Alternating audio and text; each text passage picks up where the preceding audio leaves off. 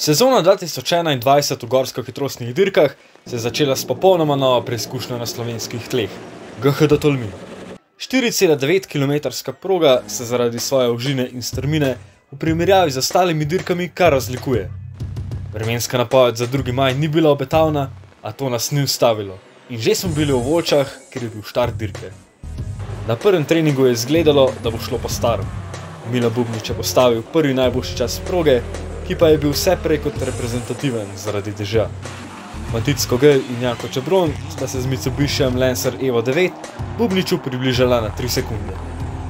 A že na drugem treningu smo videli, da ne bo tako preprosto za lanskega prvaka.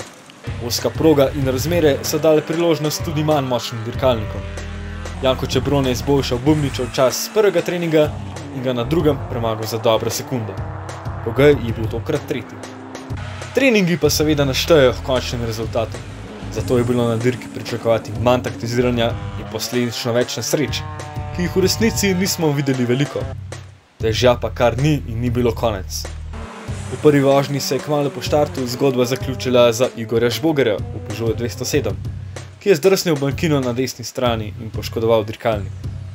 Janko Čebron je prvo vožnjo dobil za 2 sekundi pred Kogejem, Prek na 3. mestu in Bubnič na 4. Odločilna druga vožnja pa je poskrbela za preobrat. Bubniča so zaustavile tehnične težave s polsovino, zaradi katerih je padel na skupno 8. mesto. A na težave je naletel tudi Janko Čebron, katerega je izdal turbopolnilnik. Na koncu je ostal brez točk. Prvo zmago v karieri je tako slavil Matic Kogej, ki je bil tekom dneva zelo zanesljiv. Dobrih 6 sekund za njim je dirko na 2. mestu končal Aleš Prek. Na najnižjo stopničko pa se je uvrstil Avstrijec Andrej Virčar, ki pa našteje za točkovanje državnega prvenstva, zato ga je v tej razvrstitvi zamenjal Matevž Čuden.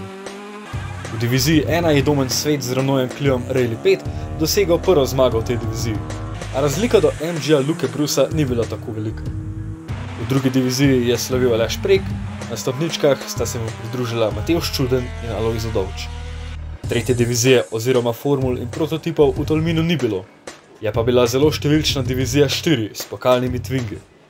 Miha Fabjan je zmagal prvič pred Dejanom Kroflom in Blažem Cimermančičem.